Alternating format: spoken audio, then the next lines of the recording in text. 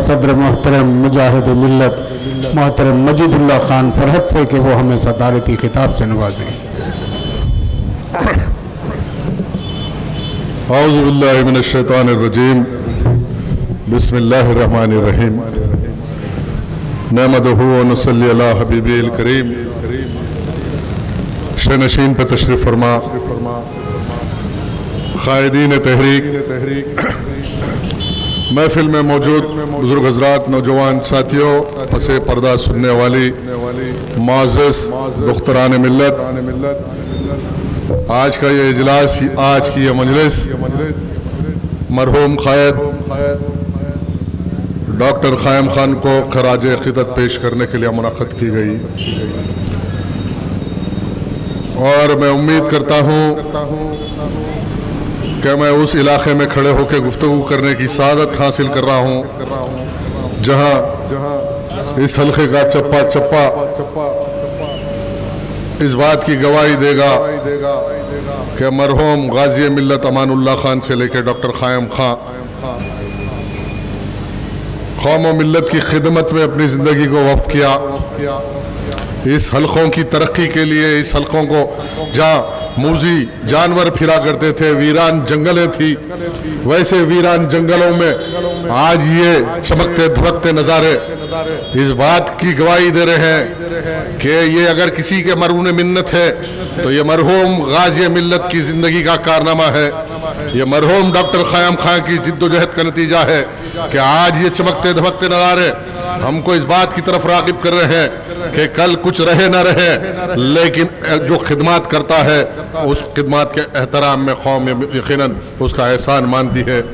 Doctor क़ायम खां पेशे से एक डॉक्टर, और मैं अपने तकरीर के तमीद ही ये कह दूं कि मैं डॉक्टर क़ायम खान को उनकी ज़िंदगी में उतना नहीं जाना, लेकिन उनके गुजर जाने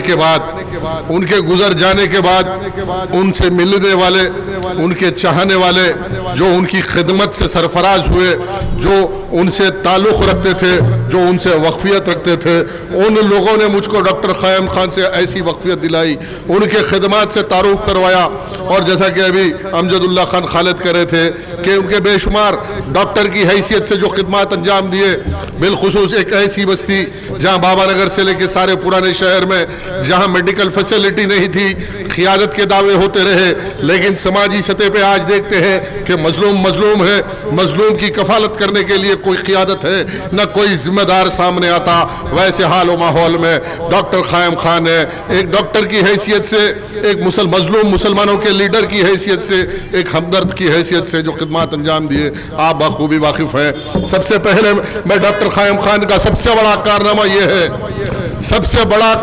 ये है कि आज असदुद्दीन ओवैसी या अकबरुद्दीन ओवैसी हो या उनके मरहूम वालिद तो बाहयात नहीं, अगर इस बात से इनकार कर दे तो मैं ये कहूँगा कि ये इंसाफ नहीं हो सकता कि आज अगर मुसलमानों के रिजर्वेशन की लड़ाई सारे हिंदुस्तान में चली, रिजर्वेशन तहफ़्फ़ुज़ात, और तहफ़्फ़ुज़ात का सबसे पहला नारा हिंदुस्तान में किसी ने दिया तो वो डॉक्टर क़ायम खान ने दिया, और 1992 में डॉक्टर क़ायम खान ने मुस्लिम रिजर्वेशन फ्रंट बनाया।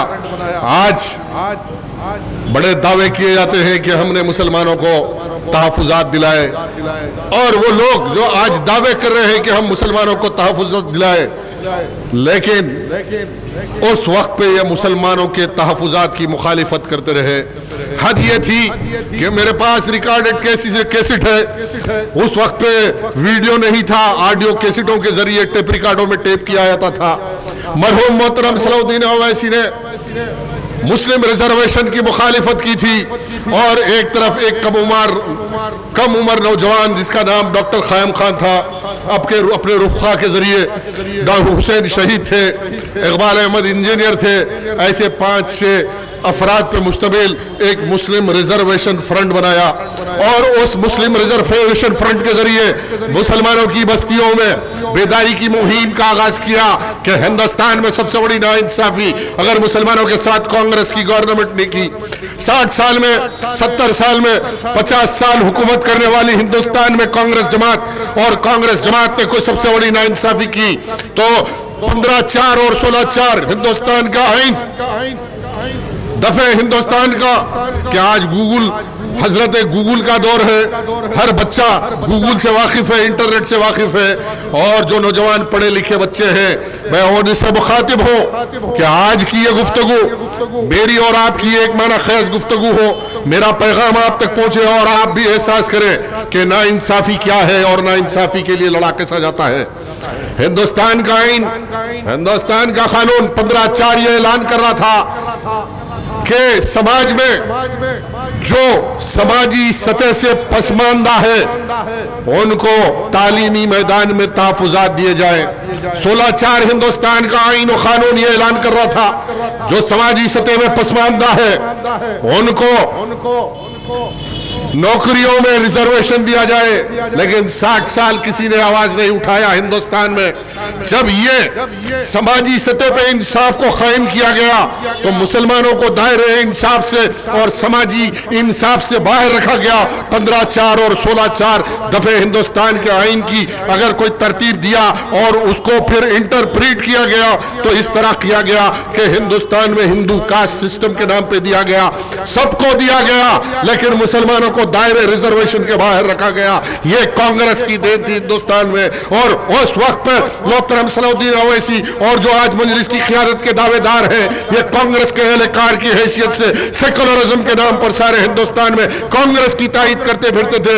हद ये हो गई कि असदुद्दीन ओवैसी कांग्रेस के पंजे में छिट्टी उंगली की तरह सारे हिंदुस्तान में कांग्रेस की तायद कर रहे थे। एक तरफ बाबरी मस्जिद की शहादत हुई 6 दिसंबर 1992, उसके बाद अगर कोई उठा तो मरहूम डॉक्टर क़याम खान की शक्ल में एक नौजवान उठा और मुसलमानों के इंसाफ और समाजी इंसाफ की लड़ाई लड़ी। आज लड़ाई दुनिया में है तो समाजी इंसाफ की लड़ाई है मेरे भाई, दुनिया में लड़ाई है तो हुकूक की है, दुनिया में लड़ाई है तो इंसाफ की लड़ाई है। आज इस मुल्क में आप गौर कीजिए कि हर कौम अपनी शिनाख्त चाहती है, हर कौम अपना हक चाहती है, हर कौम दस्तूर के मुताबिक इज्जत की जिंदगी गुजारना चाहती है। और जब मुसलमान हिंदुस्तान में अपने इंसाफ की बात करेगा, अपने समाजी इंसाफ की बात करेगा तो मुसलमान टेररिस्ट बन जाता, मुसलमान पाकिस्तान का एजेंट बनता, मुसलमान ISI का एजेंट बनता। और वो दौर था जब 1992 में बाबरी मस्जिद की शहादत के बाद अब जितने लीडर पैदा हो रहे हैं, कोई कांग्रेस से निकल के आके मजलिस में शामिल होकर बोल रहा है कि मजलिस मेरी जमात है, कोई तेलुगु देशम छोड़ के आया, कोई बीजेपी छोड़ के आया और हमको सबक दे रहा। अरे हमारी जड़ें वहां है जहां कायदे मिल्लत ने मजलिस की बुनियाद रखी थी। रेत पे इमारत बनाने वाले ये हवा के झोंकों पे खिले गिर जाते हैं। अरे जिसकी बुनियादें मजबूत होती वो ताकतवर दरख्त तूफानों का मुकाबला करके दुनिया में खड़ा होता है, उसका नाम मजलिस बचाओ तहरीक है। और उस दरख्त का नाम मजलिस बचाओ तहरीक है जिसका बानी गाजी मिल्लत मरहूम अमानुल्लाह खान है। डॉक्टर क़याम खान को जानते हो? अरे किसी के खिदमत कोई नहीं जानता। अल्लाह जब किसी से काम लेना होता है तो उसके जहन को वसी कर देता, उसको वैसे ख्यालात से, बुलंद ख्यालात से नवाजता। आज मैं जब पस मंजर सियासी देखता हूँ, जब लीडरों की बड़ी बड़ी तकारीर सुनता हूँ तो ये महसूस करता हूँ कि ये बात तो डॉक्टर क़याम खान ने 20 साल पहले बोला था। ये मुतालबा मजलूम मुसलमानों का एक कायद डॉक्टर क़याम खान की शक्ल में आवाज उठाया था। आओ मुखालिफत करने वाले, चाहे वो कोई हो, अकबरुद्दीन हो, असदुद्दीन हो, हम सरमाए की बुनियाद पे किसी से इख्तलाफ नहीं कर रहे, हम उसूलों की बुनियाद पे कर रहे हैं। किसी के इख्तिदार की मुखालिफत नहीं कर रहे, हम किसी के शख्सियत की मुखालिफत नहीं कर रहे, हम किसी के रहन सहन की नहीं कर रहे, हम किसी के मिजाज की मुखालिफत नहीं कर रहे। हम मुखालिफत कर रहे हैं तो मिल्लत मजलूमा के साथ होने वाली नाइंसाफियां और मिल्लत के इस्तेसाल के खिलाफ आवाज उठने वाली आवाज का नाम मजलिस बचाओ तहरीक। बताओ कि तहफुजात की आवाज किसने उठाई भाई मेरे? 1992 में मुस्लिम रिजर्वेशन फ्रंट बना। गली गली बेसरो सामानी में लोग मजाक उड़ाते थे। हद यह हो गई कि मरहूम सदर मजलिस के भी मजाक उड़ाए। क्या रिजर्वेशन मिलने वाला है? क्या ये दो बदतमीजी की इंतहा थी कि ये दो पुट्टों की तहरीक से मुसलमानों को रिजर्वेशन मिलेगा? ऐसे हालात में मेरे भाई डॉक्टर क़याम खान ने एक जहन को बनाया मुसलमानों में शऊर पैदा हुआ, अपने हुकूक के लिए जिद्दोजहद की। उस जिद्दोजहद का नतीजा है कि आज मुसलमानों को रिजर्वेशन मिला। आज मुसलमान 4% रिजर्वेशन। आज सारे हिंदुस्तान का आप जायजा लीजिए। ठीक है भाई, 5-10 मिनट में खत्म कर देंगे, 5-10 मिनट में खत्म कर देंगे। वहां मजलिस के जलसे 12 बजे रात तक हो रहे ना, वहां नहीं रोकते। खिलवत में 12 बजे तक जलसा हुआ, रोके क्या आप? अरे बैठो यारो।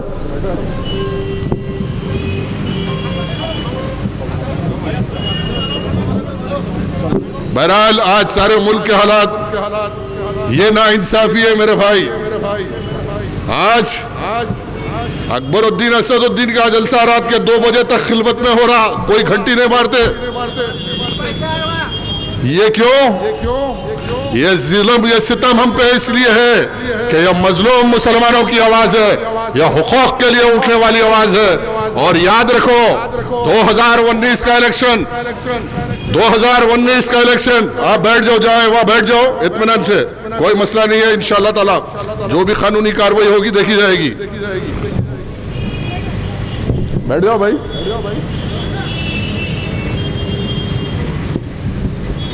बहरहाल सारे मुल्क के हालात ऐसे हैं कि एक तरफ हिंदू फिरका परस्ती सर चढ़ के बोल रही है, और एक मजहबी पेशवा श्री श्री रविशंकर का यह बयान आया कि या तो मुसलमान बाबरी मस्जिद के मसले से दस्तबरदार हो जाओ या सीरिया बना देंगे।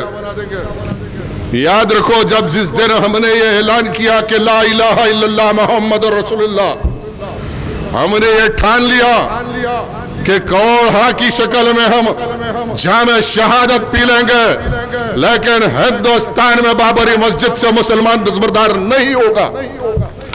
मासूम बच्चों की शहादतें देंगे, घरों को खबरस्तान बनना मंजूर है, लेकिन अल्लाह के घर पर कोई राम जन्मभूमि, चाहे वो सलमान रदवी की शक्ल में कोई आके बोले या जफरुल इस्लाम की शक्ल में आके बोले, मुसलमान जान दे देगा लेकिन ईमान से कॉम्प्रोमाइज नहीं करेगा।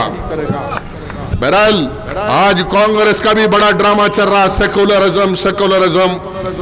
याद रखो ये वो कांग्रेस है जिसके बारे में आने वाले जलसों में तफसील से गुफ्तगू होगी। अब ये इलेक्शन आ रहा, इंशाअल्लाह ताला हल्के चंद्रान गुट्टे में हो या याकूतपुरा हो या हैदराबाद पार्लियामेंट सीट हो, इंशाअल्लाह आधार कार्ड से इलेक्शन कार्ड लिंक हो जाएगा। सुप्रीम कोर्ट से जजमेंट आने वाला है।